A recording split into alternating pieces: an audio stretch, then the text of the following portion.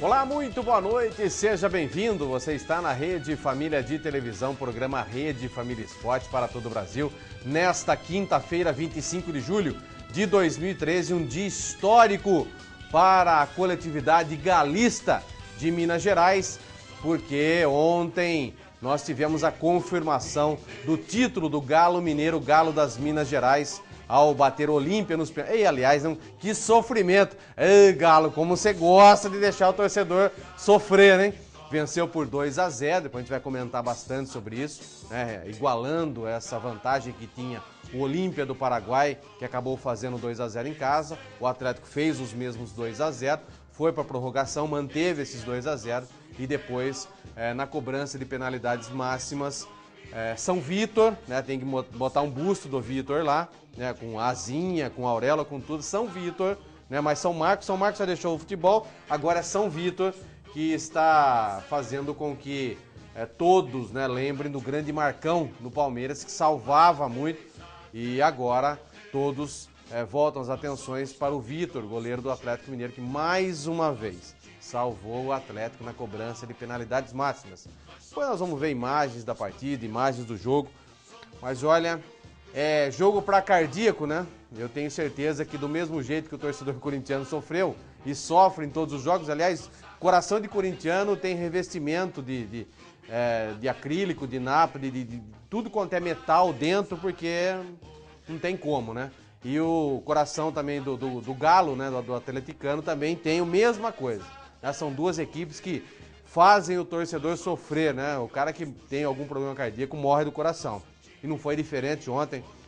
O Atlético, mais uma vez, repetindo as últimas três partidas, as últimas 3 decisões, foi da mesma forma, do mesmo jeito.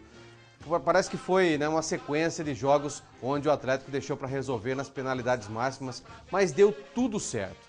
Né? E o Atlético conseguiu trazer esse título da Libertadores da América, ficar com o título no Brasil e trazer para Minas Gerais num título inédito após 105 anos de existência. O Galo das Minas Gerais ergueu essa tão sonhada taça de campeão da Libertadores de América. Parabéns a toda a coletividade galista de Minas Gerais. Metade de Minas Gerais está contente com esse título, né? E agora o torcedor do Cruzeiro não vai mais poder tirar sarro do atleticano, até porque o Cruzeiro tem o título da Libertadores e o Galo não tinha, agora tem, então já não vai mais ser alvo de piadinhas, de gozações do arqui-inimigo, do arqui-rival Cruzeiro com relação a isso. Então o Galo já tem esse título da Libertadores, mérito a esse grande elenco do Galo das Minas Gerais, que acabou conquistando ontem a Libertadores de América e agora faz esse planejamento para o final do ano e estar no Mundial Interclubes. Missão vai ser difícil. Concordo que esse ano a missão para enfrentar Bayern de Munique mas futebol é futebol, como já dizia, né, o famoso filósofo Nenê Pranche. Futebol é futebol decidido nas 4 linhas, dentro das 4 linhas. Mas que não vai ser fácil. A missão do Atlético enfrentar o todo-poderoso Bayern de Munique, que deu uma chacoalhada esses dias no Barcelona, com Messi e companhia limitada, mas o Galo vai ter que se reforçar bastante e mirar agora no Campeonato Brasileiro, a competição que já está em andamento, para que possa melhorar um pouco a situação dele na competição e usar também o Campeonato Brasileiro para equilibrar, contratar algumas peças importantes para chegar no Mundial e estar bem fisicamente e tecnicamente. Veloso, boa noite. Você aí está representando a grande coletividade do Atlético, foi jogador do Atlético, está feliz e vai viajar com o Atlético também. Boa noite, seja bem-vindo. Boa noite, Guina. Boa noite a todos os atleticanos, a você que nos acompanha diariamente. Realmente uma grande conquista, né? O Atlético, acho que desde 92, quando venceu a Conmebol, não tinha um título importante, venceu, né? De lá para cá apenas o título mineiro. E estava atrás de uma grande conquista, né? Acho que um grande prêmio para o seu torcedor, uma torcida sofrida e que sofreu muito para poder comemorar esse título também, mas no final veio a consagração de um trabalho realizado com muito profissionalismo pelo Calil. Acho que um grande destaque para o Cuca também, né? Porque estive acompanhando as entrevistas do Calil, ele disse que de todo o elenco que hoje o Atlético tem, apenas um jogador, o Jô, foi o Calil que contratou sem pedir a opinião do Cuca. Do restante, o Cuca indicou, ele contratou, foi armando o time com vários jogadores que estavam desacreditados em seus clubes, né? O Atlético formou uma base muito forte, um elenco muito forte, um elenco que vestiu a camisa, que já entendeu, né, como é jogar no Atlético Mineiro. Eu que estive lá também, sei que é um time diferente, que tem um torcedor diferente, que cobra, mas que participa muito, que incentiva muito, que é apaixonado. E o Atlético fez uma bela campanha, né? O Vitor também, o grande destaque. Eu até dizia que o Ronaldinho era para ser o grande maestro do time, né? Acabou não sendo, mas o né? Vitor acabou roubando a cena. É verdade. Né? As 3 últimas decisões, o Vitor apareceu, brilhou, foi o grande herói da conquista, né? E é claro que eu estou muito feliz e parabéns para todo atleticano, parabéns para o Cuca, para o Calil. E agora eu espero que o Atlético dê sequência. Parece que o Bernard já está indo embora para o Arsenal, não deu para segurar, foi um grande negócio que o Atlético acabou realizando, mas o Atlético precisa continuar investindo, precisa continuar tendo um time forte, competitivo, porque tem Mundial, tem Brasileiro, e o Atlético, para se manter onde ele está nesse momento, entre os melhores do país e também do mundo, é claro que vai disputar o título mundial, precisa continuar se fortalecendo, continuar crescendo e pensando grande. É verdade. Quarta-feira, 24 de julho de 2013. Para muitos, só mais um dia, mas para a metade alvinegra de Belo Horizonte, o dia que mudou a história do Atlético Mineiro. Muita euforia e confiança antes da partida final da Libertadores entre Atlético e Olímpia. Durante o jogo, apreensão, unhas roídas. Ao final, muita festa da nação galista. Acompanhe. Aproximadamente 60 mil torcedores lotaram o Mineirão. Os paraguaios eram a minoria, cerca de 1.500. A torcida do Galo também tomou as ruas. A festa começou bem antes do jogo. Torcer pro Galo ir pra cima e acreditar até o último minuto, igual o Galo sempre foi na Libertadores. Com o início da partida, o nervosismo tomou conta. Afinal, o Atlético precisava vencer por 3 gols de diferença. O Galo só conseguiu balançar a rede no segundo tempo com um gol de Jô. Já no finalzinho da partida, Leonardo Silva ampliou e manteve a esperança do time. O coração tá mil, né? A decisão foi para a prorrogação e depois para os pênaltis. Momento tenso. Este torcedor preferiu se isolar. O coração do atleticano é forte, como é que é? É muita emoção. O Galo vai ser campeão, você vai ver. Vai ser campeão. Vale tudo, vale rezar, vale ter fé, ajoelhar, passar o jogo inteiro ajoelhado. Tem que ter Deus fé. é Deus, é Deus.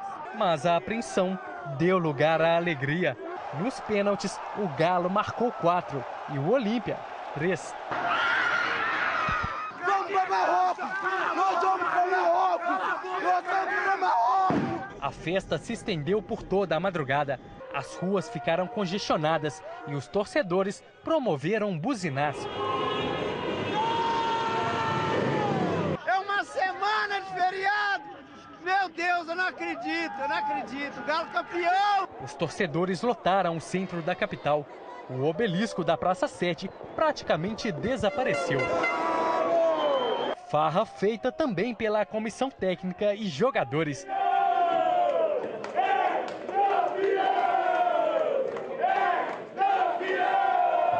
Ninguém pode falar que o Atlético não é vencedor depois de tudo que ele passou, pegando pênalti a 48, ganhando nos pênaltis, revertendo 0-2 com o Nils, 0-2 com o Olímpia, final de Libertadores. Parece que a gente está pisando em nuvens, né? Parece que o chão está um pouco ausente sob os pés da gente. Jogamos com muita raça e amor, vibramos com alegria nas vitórias.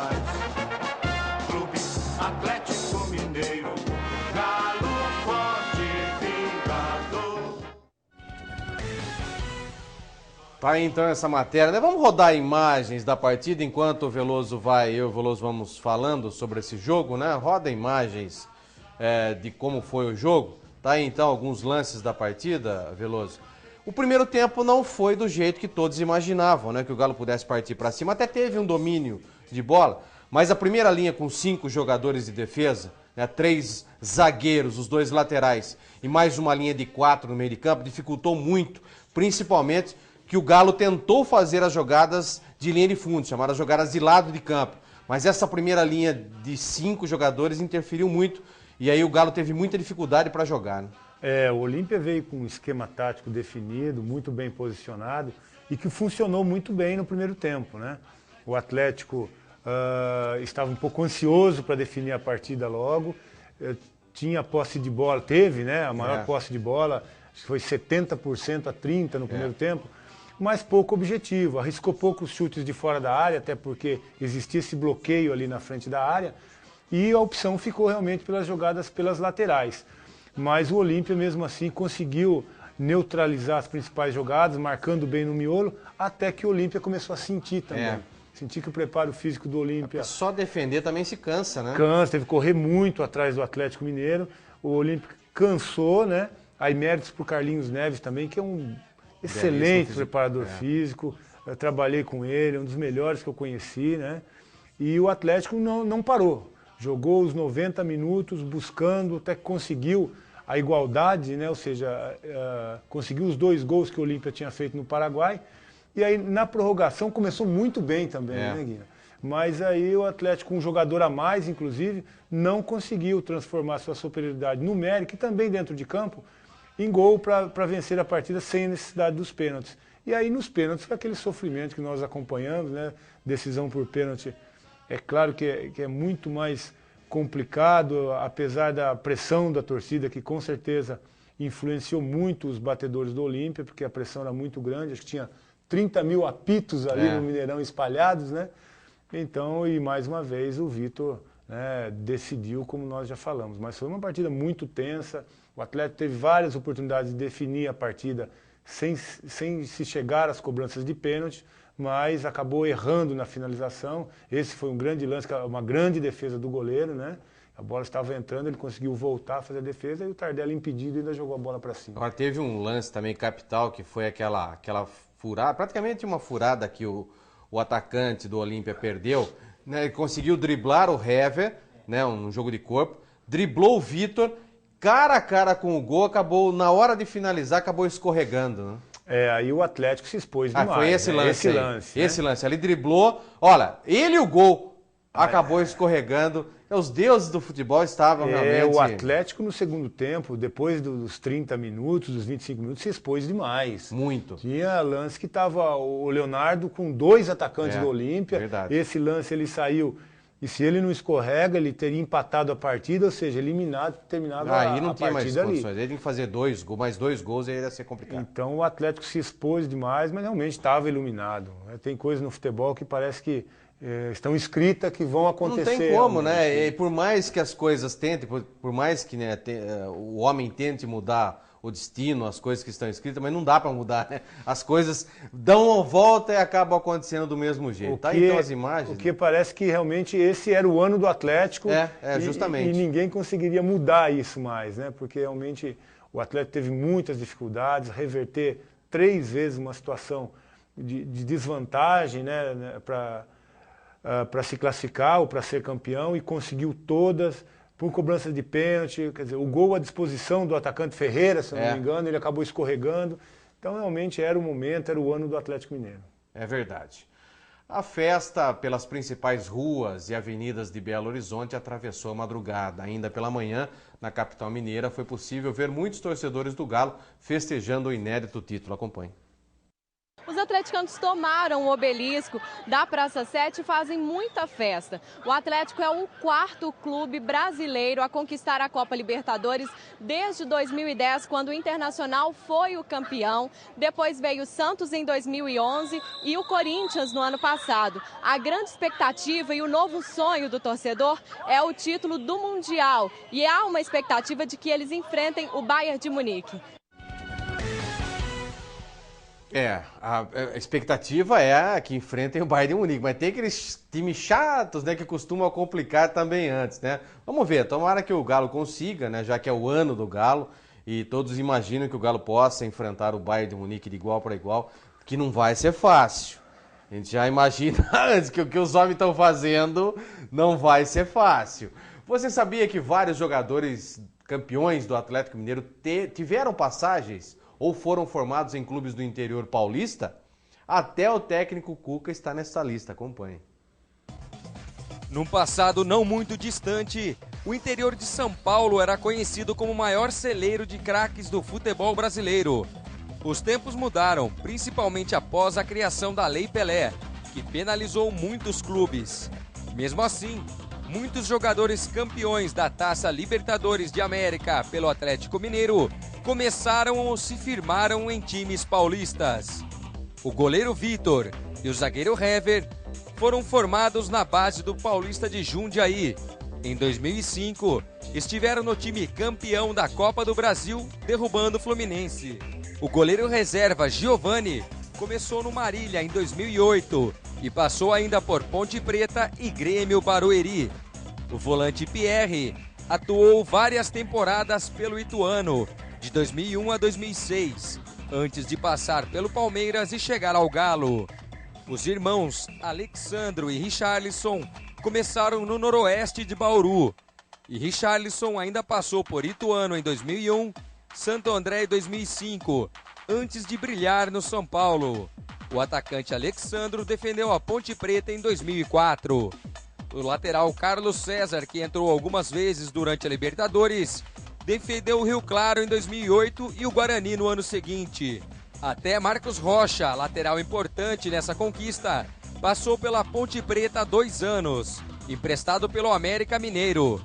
Mais recentemente, ainda o atacante Luan apareceu no Atlético Sorocaba e teve uma passagem relâmpago pela Ponte Preta, onde fez poucos jogos e alguns gols importantes.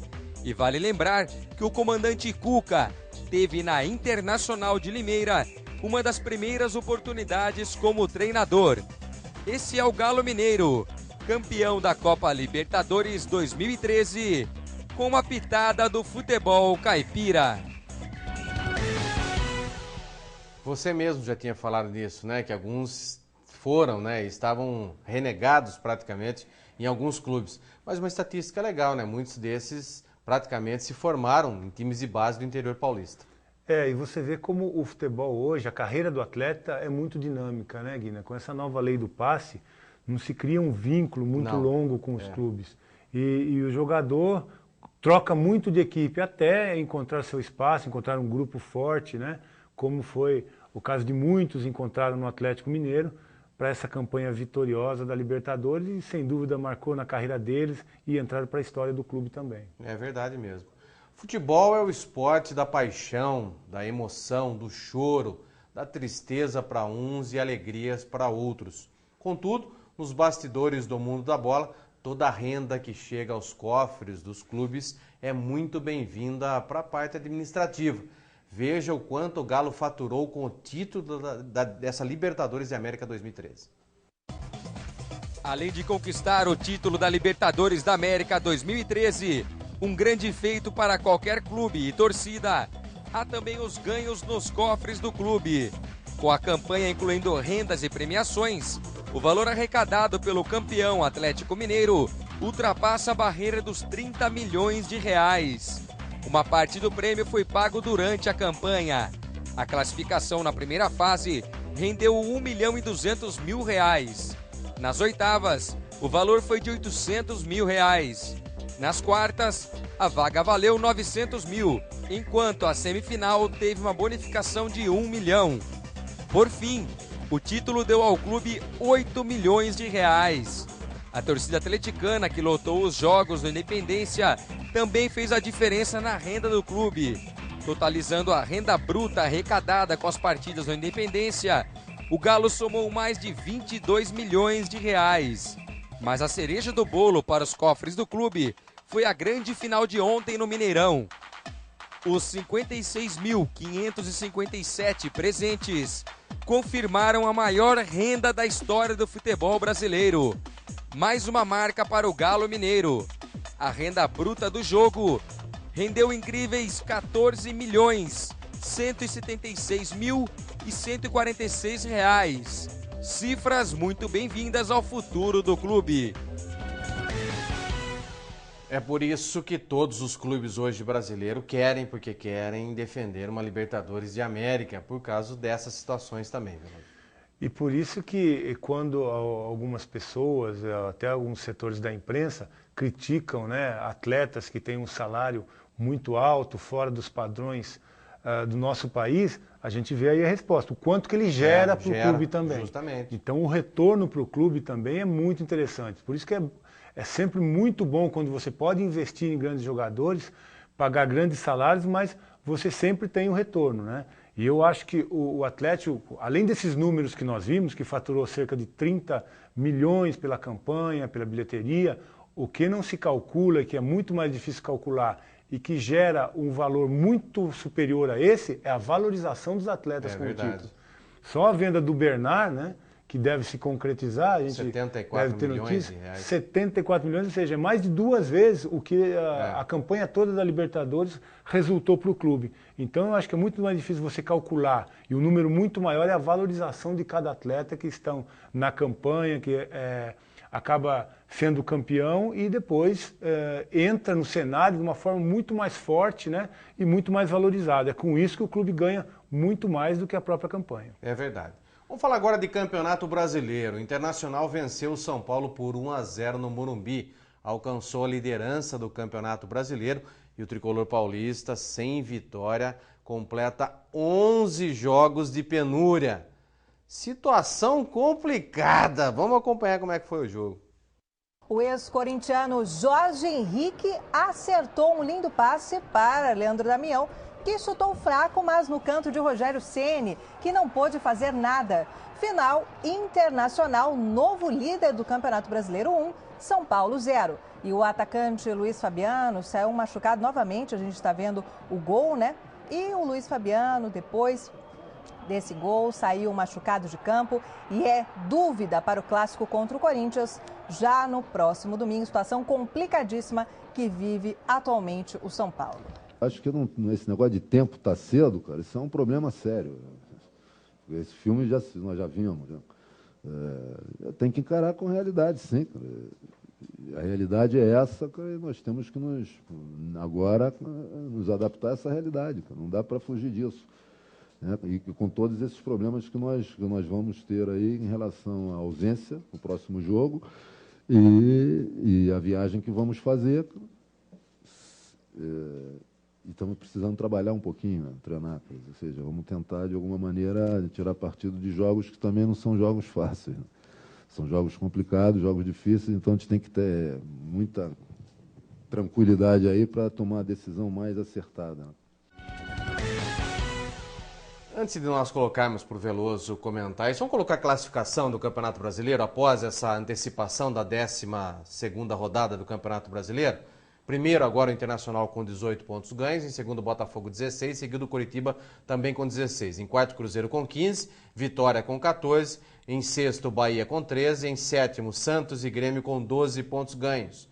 Na nona colocação Goiás com 12, em décimo Atlético Mineiro, Vasco, Criciúma e Corinthians com 10. 14ª colocação Fluminense com 9, seguido do Flamengo. São Paulo aparece na 16ª colocação com 8 pontos ganhos. A 1 ponto atrás desses 3 que estão na zona do rebaixamento, Ponte Preta, Atlético Paranaense e Portuguesa com 7 pontos e segurando a lanterna, o Náutico com apenas 4 pontos ganhos. Agora, o São Paulo está numa crise sem fim, parece que não tem luz no fundo desse túnel para o time do São Paulo, Veloso. O São Paulo realmente, a cada rodada, o drama só aumenta, né? E a gente vê que vários setores não estão funcionando, contratações que foram feitas não estão funcionando, o Autuori está chegando agora. Eu acho que não adianta se pensar em trocar treinador, né? Porque parece que está evidente que o problema não é esse. O que o São Paulo precisa, e o Autuori vai ter, já tem 3 partidas comandando essa equipe, precisa conhecer os jogadores, entender o que está acontecendo. Ele tem mais um jogo antes dessa viagem, acho que essa viagem vai ser fundamental para o São Paulo e para o Autuori arrumar a casa. Agora, precisa também ter atitudes, não pode só ficar conversando. Eu acho que o Autuori tem esse período para identificar o problema e tentar resolver. E se tiver que colocar jogadores que estão há muito tempo no São Paulo, jogadores que foi feito um investimento alto, jogadores que estão há muito tempo jogando, como o Rogério Ceni, se ele achar que tem que tirar do time, botar na reserva, ele tem que tomar essa atitude. Então ele tem esse período para conhecer, para detectar, vai ter a viagem para fora que vai ser muito importante para ele e tem vários jogadores do São Paulo que há muito tempo não vem rendendo. Então o Autuori tem que ter a autoridade e a personalidade para mudar também. porque o São Paulo realmente precisa de uma mudança e talvez ele tenha que fazer uma mudança radical para o São Paulo reencontrar o seu caminho. Porque eu não me lembro, né? E é claro, você até me corrigiu que nunca teve, não, né? nunca teve. O São Paulo passando por um momento como esse, né? Então eu acho que muitas mudanças têm que acontecer, já se mudou o treinador, agora o Autuori tem que promover mudanças na equipe também. E eu percebi a sua indignação também ao ver esse gol que o Rogério tomou. Um goleiro do porte do Rogério não pode ficar olhando essa bola chutada devagarzinho, ele teve tempo suficiente para ver onde a bola iria e acompanhar simplesmente com a cabeça para saber se ela iria ou não para o gol. A única dúvida que eu tenho, Guina, não pegou em ninguém. Não exatamente pegou. essa. Já vou tirar essa dúvida sua. Não pegou. Ângulo, parece não. que ela foi reta. Pode ter batido no jogador. Ela agora, foi reta. Uma bola batida dessa distância, sem força, sem desviar ninguém, o mínimo que o Rogério tinha que fazer é esboçar uma reação, tentar fazer a defesa, né? Porque a única dúvida que eu tinha nesse lance, que você acabou de me esclarecer, era realmente nesse momento. Poderia haver um toque. Não teve nada. Mas como não teve, a bola realmente foi de fora da área, foi um chute fraco e o Rogério, no mínimo, tinha que tentar fazer a defesa. Agora, o que eu percebo no São Paulo também é uma insatisfação de todo o elenco, e digo todo, não são de alguns jogadores só, com relação à administração do São Paulo, que praticamente jogou o elenco do São Paulo aos leões. Né, está se esquivando de uma culpa, se eximindo de uma culpa que é deles, pela contratação de alguns jogadores que qualitativamente não serviriam para vestir a camisa do São Paulo, e a gente sabe muito bem disso, não preciso dar nomes, já dei várias vezes os nomes daqueles que são, um deles é o tal do Lúcio, que o senhor Veloso falou que era bom jogador. Não colocando o seu comentário. Bom jogador ele sempre foi e é. Sempre foi. Mas pro São Paulo, e quando eu falei isso, e foi lá atrás, quando eu falei, não é para trazer, porque não vai dar certo. Dentro do São Paulo não vai dar certo. E a gente conhecendo aquilo que é o São Paulo, a gente sabia que quando se tem um jogador dessa característica, para brigar em termos de situação com o Rogério Ceni, de liderança, não vai dar certo. E a gente já sabia disso. Por isso que eu falei naquela época que era uma besteira o que a diretoria estava fazendo, de se gastar um dinheiro enorme com o jogador em fim de carreira, que fisicamente já não estava se dando bem, e veio para o Brasil numa alternativa que para ele... Mas eu acho que o Lúcio é uma decepção não só para mim, mas principalmente para as pessoas que contrataram e que acreditaram nele nesse retorno ao Brasil. Então, mas um treinador... Porque realmente o Lúcio é um jogador muito qualificado, sempre foi. O que ele está rendendo no São Paulo hoje... Não passou a fase dele já? Não, ele não tem tanta idade assim. Eu acho que o Lúcio precisa se readaptar, se reentender como atleta, porque ele não é mais o atleta de 5, 8 anos atrás. Entendeu? Ele é um jogador... vinha demonstrando essa ladeira abaixo quando saiu do Internacional de Milão. Mas é por isso que o jogador tem que ter a inteligência de se readaptar e sentir o seu momento. Se ele não é um jogador que tem mais aquela explosão, aquela impulsão, ele é um jogador experiente, ele tem que se readaptar, se reposicionar dentro de campo. É isso que ele não tem feito. Eu acho que qualidade técnica e experiência ele tem para passar por um momento como esse. E ele, inclusive, é um jogador importante para ajudar o São Paulo a sair dessa situação. Então, agora o dirigente manda embora, por exemplo, um jogador igual o Rodolfo, que era importante, que é um jogador de qualidade, novo ainda. Novo. E segura um jogador como o Lúcio. Eu, se sou um dirigente do São Paulo, já tinha rescindido o contrato com o Lúcio.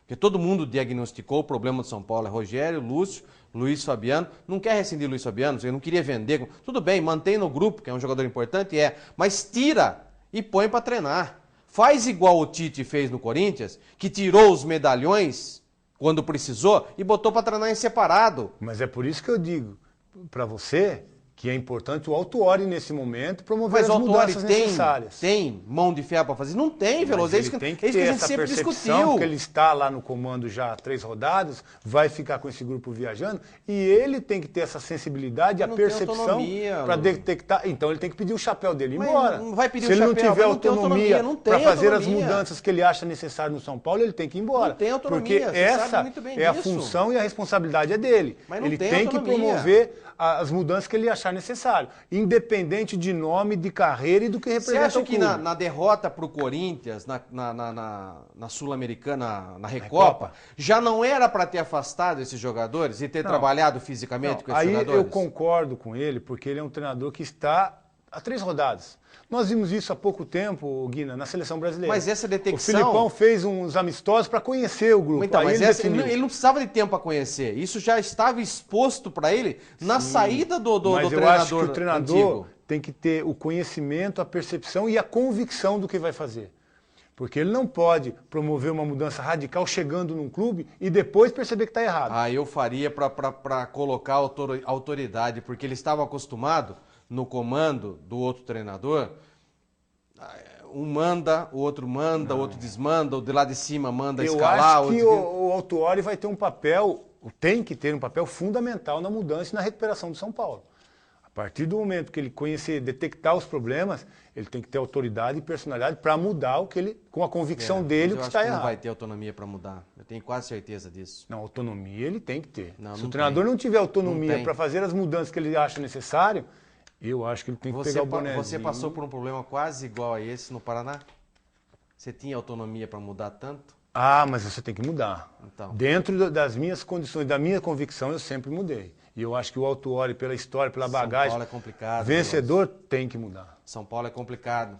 É por isso que muitos treinadores não dão certo no São Paulo e não querem trabalhar no São Paulo por causa disso. Há uma ingerência enorme, brutal, da direção do São Paulo em termos dentro de campo. Mas há uma ingerência cabe ao muito treinador grande, permitir ou não, Guina. O treinador, cabe a ele permitir ou não essa ingerência dentro do trabalho dele de futebol. Vamos ao a primeira parada do Rede Família Esportes. Logo após as mensagens comerciais, voltaremos com a segunda parte do Rede Família Esportes.